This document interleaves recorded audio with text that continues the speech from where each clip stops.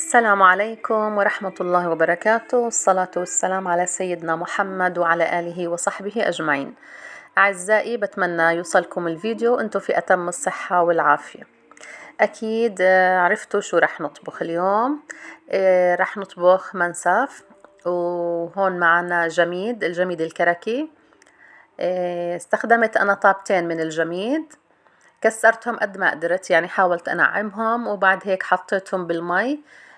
رح أتركهم مدة ساعة تقريبا لحتى يطروا معي، مثل ما أنتم عم تشوفوا هون صار لهم تقريبا ساعة. شوفوا كيف طريوا، حتى يسهل علي إني أنا أضربهم على الخلاط وأنعمهم. بالنسبة للجميد أنا بحب دايما يعني أكسره بالشنينة، بحب استخدم معه شنينة. فهون رح استخدم تقريبا 4 كيلو شنينة. بتجيبوا شنينة نوعية تكون منيحة وتقيلة وفيها شوية يعني من الزبدة، لحتى تعطينا دسامة وطيابة برضه. فضينا الشنينة هون بالطنجرة، حطيناها على النار، يعني نار تقريبا وسط. وهون راح اضرب الجميد، ما راح يتحمل معي يعني دقيقتين. راح انعمه بالخلاط، وبعد هيك نروح نضيفه على الشنينة. طبعا فيكي ما تشغلي النار، يعني فيكي تجمعيهم اول شي مع بعض بعدين تشغلي النار، لانه لازم تضل ايدك في اللبن وهو على النار عم تحركيه. هون بعد ما ضربنا الجميد نعمناه، راح نضيفه على الشنينة.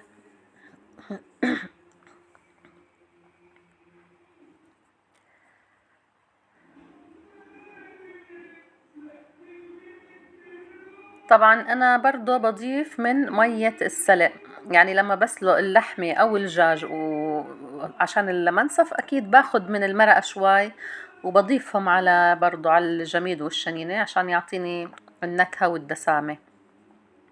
هون عم بحط بالشاف من الشنينة وبخضه، لانه كان كتير معلق في الشاف، فحطيتهم كلهم. وهون رح خلص ايدي بتضلها باللبن نحرك وهو على النار، ما بنتركه ابدا لحتى ما يعني نخسره او يفرط معنا. هلا بمية السلق انا بكون حطيت ورق غار وهيل وبصل وتوم، ومثلا بودرة، ممكن بصل بودرة شوي وتوم بودرة شوي بكون حاطة معهم، تمام، وشوي كركم او عصفر يعني الموجود، تمام. وبسلق فيه اللحمة او الدجاج. فلما بضيف من المرقة هدول المطيبات برضو بنضافوا معي. هون يعني على الخلطة اللي معي هون حطيت بس اللي هي بودرة مرق دجاج الماجي. حطيت تقريبا نص معلقة، مو كتير، لانه اصلا الجميد معي مالح كتير وهداك برضو مالح الماجي، فما كترت.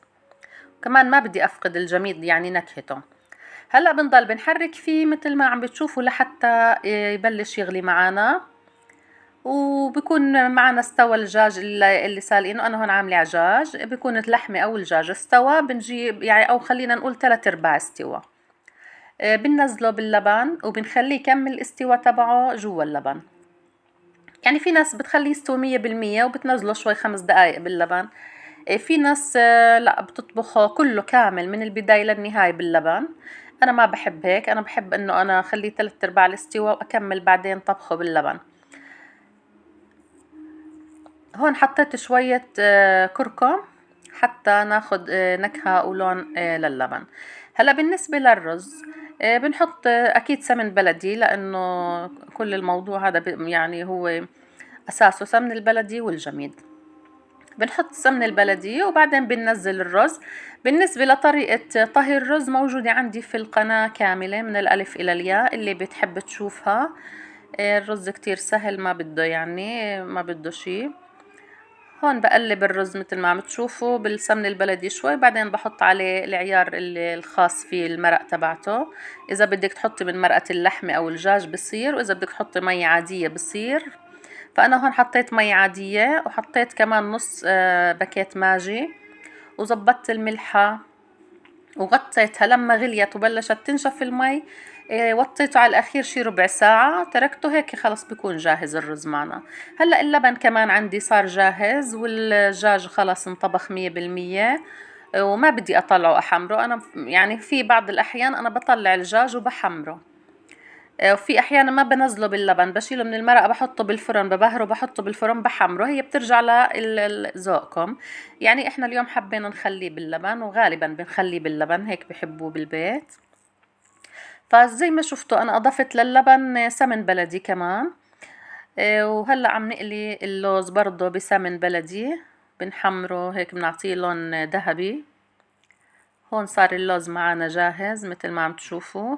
في شغلة نسيت أقولكم إياها، إني أنا لما حطيت الشنينة أضفت معلقة نشا صغيرة. أول ما ركبت الشنينة حطيت معلقة نشا صغيرة وضربتهم مع الشنينة والهذا، وشغلت بعدين النار. وهون صار جاهز معانا، فردنا رغيف الصاج حطيناه، رغيف الشراك، وبعدين حطينا الرز فوقه، حطينا الدجاج، وهيك زينا شوية بقدونس. واللوز اللي قليناه بالسمن البلدي بنحط اللوز مع السمنة الموجودة فيه حتى يعطي كمان نكهة أطيب.